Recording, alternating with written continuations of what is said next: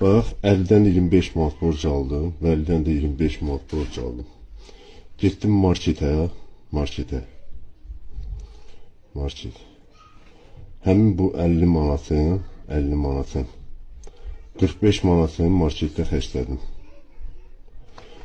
Qaldı 5 manat. Qaydanda dostum məndən 3 manat borc istədi. 3 manat verdim ona. Qaldı 2 manat.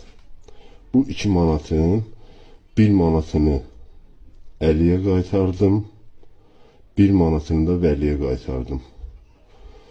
Deməli, burada qaldı hərəsinə 24 manat borcum. Düzdür, 24 manat. 24. Bunlar edir 48 manat. Sonra dostum mənə 3 manatı qaytardı. 3 manatı qaytardı, bu oldu 51 manat. Bu 1 manat hardan çıxdı?